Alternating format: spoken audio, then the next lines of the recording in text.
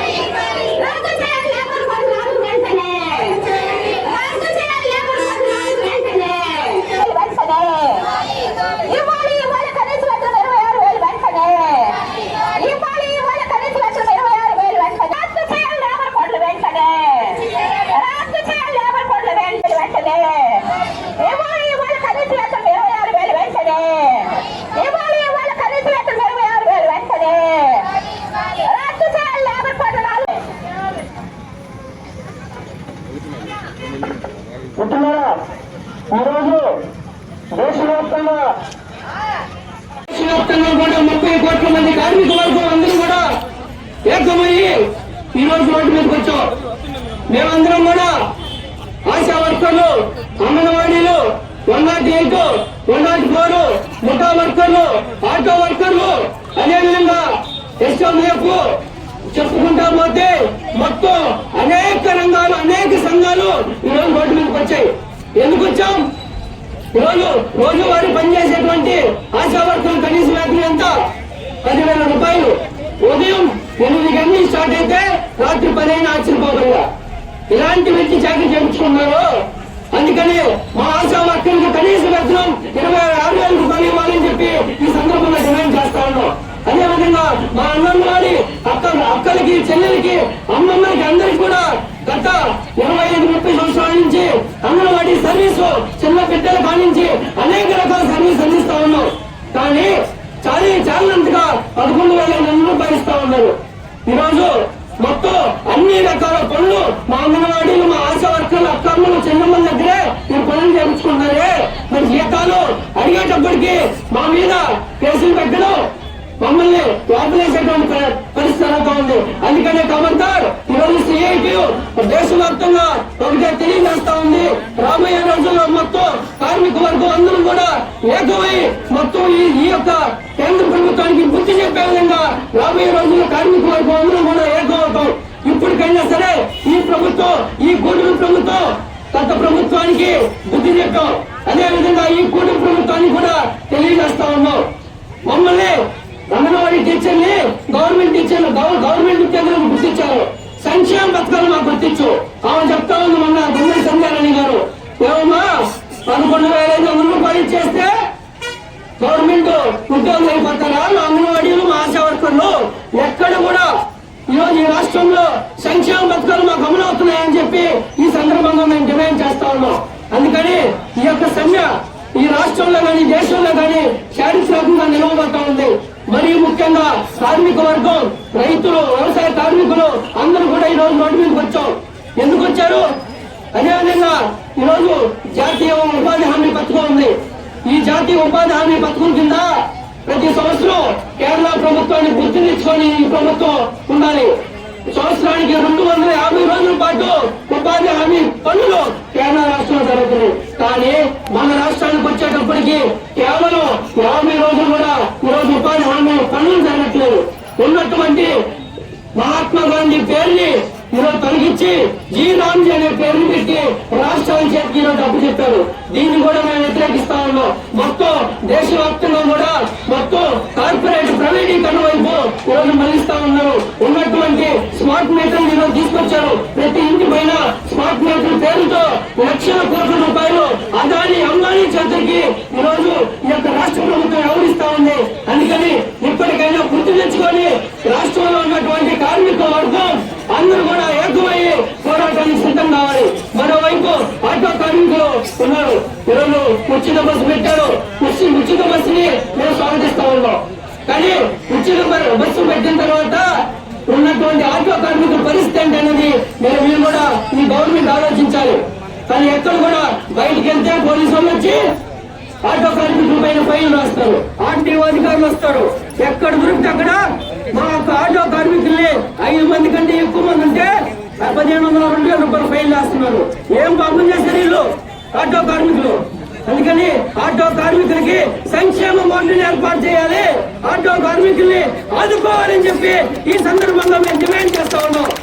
అదేవిధంగా భవన నిర్మాణ కార్మికులు ఈరోజు ప్రతి ఒక్కరికి కూడా తెలుసు, భవన నిర్మాణ కార్మికులు సంక్షేమ బోర్డుని గత ప్రభుత్వం రద్దు చేసింది. సుమారు 150 కోట్ల రూపాయలు పక్కదారు మళ్లించారు. భవన నిర్మాణ కార్మికులు మేస్త్రులు చిన్న చిన్న పనులు చేసుకునేటువంటి వాళ్ళు వందలాది మంది ఈ రోజు రోడ్డు మీద ఉండే పరిస్థితి ఉంది. సంక్షేమ బోర్డుని ఎందుకు రద్దు చేస్తామయ్యా అని చెప్పి సందర్భంగా మేము డిమాండ్ చేస్తా ఉన్నాం. మరోవైపు మధ్యాహ్న భోజన కార్మికులు ఈ కారుదారులు, ఎందుకంటే మధ్యాహ్న భోజన కార్మికులకి 5 నెలల నుండి ఇంతవరకు అంటే ₹1 కూడా జీతాలు పడిన పరిస్థితి లేదు, బిల్లు పడిన పరిస్థితి లేదు. ఉన్నటువంటి మెల్లో ఉన్నటువంటి తాలిబొట్టుల్ని అప్పులు చేసి బయట పొలం పెట్టుకొని మధ్యాహ్నం భోజన అక్క చెల్లెమ్మలందరూ కూడా పనిచేసేటువంటి పరిస్థితి. ఈ విధంగా రాష్ట్రంలో ఉన్నటువంటి కార్మిక వర్గం అందరూ కూడా రోడ్డు మీదకి వచ్చి మేము ఆందోళన చేస్తా ఉంటే ఈ రాష్ట్ర ప్రభుత్వానికి చీమ పుట్టినట్టు కూడా లేవు. అందుకని మేము కూడా కార్మిక వర్గం మొత్తం కూడా తెగించేస్తున్నాం. మీరు కేసులు పెడతారా, పెడతారా, అరెస్ట్ చేస్తారా, ఏం చేసుకున్నా సరే ఈ యొక్క పోరాటం CIT central of Indian trade union కార్మిక వర్గం కోసం నిరంతరం పోరాటం చేస్తుంది. మా యొక్క సమస్యల కోసం నిరంతరం దేశవ్యాప్త సమ్మెని ఈ రోజు జయప్రదం చేస్తున్నాము. ఇక్కడ రౌండ్ టేబుల్ అవి అందరూ అన్ని శాఖలు, అన్ని కార్మికులు వర్గాలు, మొత్తం కార్మిక వర్గాన్ని మన నరేంద్ర మోడీ గారు నాశనం చేయాలని చూస్తున్నాడు. కానీ కార్మిక వర్గం అంటే ఎంతో ఆయనకి తెలుసు. ఎంతో మంది కార్మికులు ఎయిర్పోర్ట్లలో ఇక్కడ ఎన్నో దగ్గర కష్టపడుతున్నారు. ఆటో కార్మికులు కష్టపడుతున్నారు, ఆశాలు కష్టపడుతున్నారు, అంగన్వాడీ కష్టపడుతున్నారు. ఎన్నో మొత్తం వాళ్ళు 12 గంటలు పని చేస్తా ఉన్నారు. కనీసం గవర్నమెంట్ ఉద్యోగస్తులు చేస్తామన్నా కూడా ఇంతవరకు చేయరా. మనకు పోయిన సంవత్సరము జగన్మోహన్ రెడ్డి బేస్ కాపీ ఇచ్చాడు. ఇచ్చిన తర్వాత కూడా మనకు చంద్రన్లు వచ్చిన తర్వాత మనకు కనీస వేతనం 18,000 పెంచుతామన్నాడు. కానీ ఇంతవరకు పెంచలేదు. మార్చి బడ్జెట్ లో జీతం పెంచుతాడని ఎంతో మంది ఆశాలు కానీ అంగన్వాడీ వర్కర్లు కానీ అందరూ ఎదురు చూస్తున్నాము.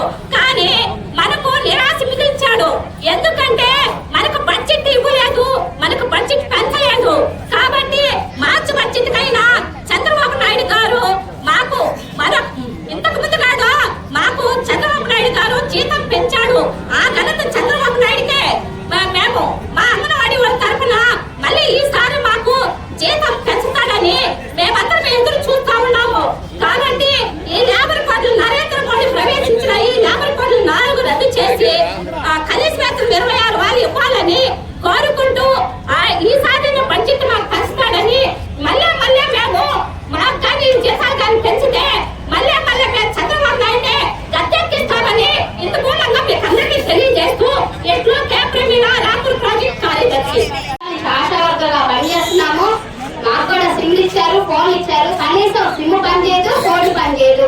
వర్క్ ఏమో చేయమంటున్నారు కానీ ఆ వర్క్ మాకు కాకపోయినా మీరు పని చేయండి అంటున్నారు కానీ మాకైతే ఆ ఫోన్ పనిచేయడం లేదు. 24 గంటలు ఒక డెలివరీ కేసు పోయినా అర్ధరాత్రిలో కానీ మీరు పోవాల్సి వస్తుంది.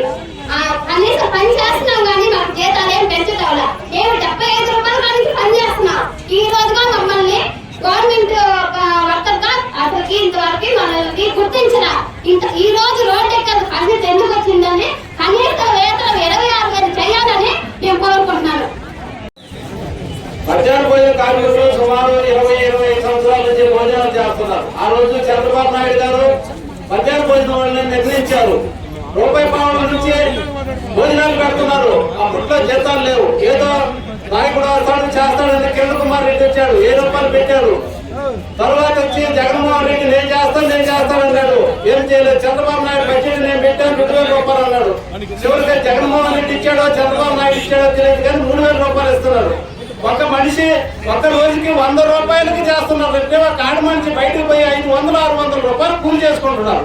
కానీ ఒక్క మనిషి ఉదయం 8 గంటల నుంచి సాయంకాలం 1 గంట వరకు దాకా భోజనాలు పెట్టి పాత్రలతో ఇంత చెమపడినా కానీ కనీసం ఒక్క 100 రూపాయలు చేతివేస్తున్నారంటే వాళ్ళ బతుకులు ఇంకా మారలేదు. 6 మంది సీఎంలు మారినా కానీ మధ్యాహ్న భోజన కార్మికులు బతుకులు మారలేదని నేను ప్రభుత్వానికి విజ్ఞప్తి చేస్తున్నాను. కనీసం ఒక ఈరోజు దేశవ్యాప్తంగా కార్మిక సంఘాలు పిలుపునిచ్చాయి. మరి ఎందుకని అనేది మనం ఆలోచించాలి. ఈ దేశంలో ఉన్నటువంటి ఇంతకుముందు సోదరులు చెప్పారు 30 కోట్ల మంది శ్రమ చేసేటువంటి యువకులు ఉన్నారు. ఈ యువకుల శ్రమని పారిశ్రామికలతో కట్టబెట్టాలి ఈ ప్రభుత్వం, కేంద్ర ప్రభుత్వం కానీ రాష్ట్ర ప్రభుత్వం కానీ. ఎందుకంటే 1991లో కాటు ఒప్పందం పేరుతోటి నూతన పారిశ్రామిక విధానం పేరుతోటి మొత్తం ఈ దేశంలో ఉన్న సంపదలన్నీ కూడా విదేశీ కంపెనీలకు కట్టబెట్టడానికి ఆ రోజు చట్టం చేశారు. అదే చట్టం 2014లో వచ్చిన తర్వాత ఈ బీజేపీ గవర్నమెంట్ మొత్తం పార్లమెంట్ లో చట్టం చేసింది. ఏమని మొత్తం ఈ అడవులన్నీ గనులన్నీ ఇక్కడ ఉన్న సంపదలన్నీ విదేశీ కంపెనీలకు కట్టబెట్టాలనేది అక్కడ పార్లమెంట్ లో చట్టం చేయబడింది. అయితే అప్పటికే గతంలో శ్రామికులు కార్మికులు కష్టజీవులు సాధించుకొని చికాగో కార్మికులు రక్తము చిందించి మొత్తం వాళ్ళు 20,000 పైదనాన్ని తెచ్చుకున్నారు. కాబట్టి ఈ చట్టం రద్దు చేయాలి. ఈ మధ్య విదేశాల్లో ప్రపంచ పెట్టుబడిదారులతో సమావేశమయ్యారు. 3వ ప్రపంచ దేశంలో ఉన్నటువంటి మొత్తం సంపదలన్నీ ఎలా గమనించాలి అని చెప్పి అందుకని ఇక్కడి నుంచి మరి చంద్రబాబు నాయుడు కానీ అక్కడి నుంచి తెలంగాణ నుంచి రేవంత్ రెడ్డి గారు ఇద్దరు వెళ్ళారు. అయితే వాళ్ళు చెప్పింది ఏంటంటే మీ దేశంలో ఉన్నటువంటి చట్టాలను రద్దు చేస్తే మేము వస్తాం. ఎందుకంటే ఇక్కడ విరోచిత పోరాటం తెలంగాణ పోరాటం జరిగింది. ఇక్కడ సిపాయిల తిరుగుబాటు జరిగింది. ఇక్కడ ప్రశ్నించే జనం ఉన్నారు, చదువుకుని ఉన్నారు, యువకులు ఉన్నారు. కాబట్టి మీ పార్లమెంట్ లో మీ అసెంబ్లీలో ఉన్నటువంటి చట్టాన్ని మీరు రద్దు చేయండి, మేము వచ్చి ఇక్కడ అందరినీ గమనిస్తామని ఈరోజు చెప్తున్నారు. 14 గంటలు 16 గంటలు అంటే గతంలో సాధించుకున్నటువంటి 8 గంటలు ఏమైంది? చిన్నగా అలవాటు చేశారు. ఇది సంపదలు ఉన్నటువంటి భారతదేశం. ఈ రోజు అడవుల్లో నుంచి మొత్తం గిరిజనుల్ని బయటకు పంపించడానికి చట్టం చేశారు. ఇక్కడ ముఖ్యంగా ఉత్పత్తి ఏంటంటే వ్యవసాయ రంగానికి సంబంధించినటువంటి కరెంటు ఉత్పత్తి ఇక్కడ బలంగా ఉంది. ఈ కరెంటును తయారు చేసేటువంటి 2020 చట్టం రద్దు చేయాలి. మన వేజెస్ గురించి కూడా కాదు, ఇక్కడ భూములు మొత్తం కూడా విదేశీ కంపెనీలకి ఆల్రెడీ ఇచ్చివేస్తున్నాయి ప్రత్యేక ఆర్థిక మండలి పేరుతోటి.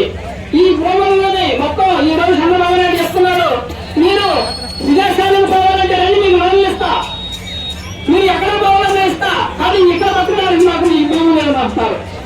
ఇక్కడ బతకడానికి మీకు భూములు ఏమో, ఇక్కడ పరిశ్రమలు పెట్టం, పరిశ్రమలో మీకు ఉద్యోగాలు ఏమో, మీరు రండి అమెరికాకు పోతారా, లండన్ పోతారా, ఎక్కడ పోవాలన్నా మేమే లోన్లు ఇస్తామని చెప్పి. అంటే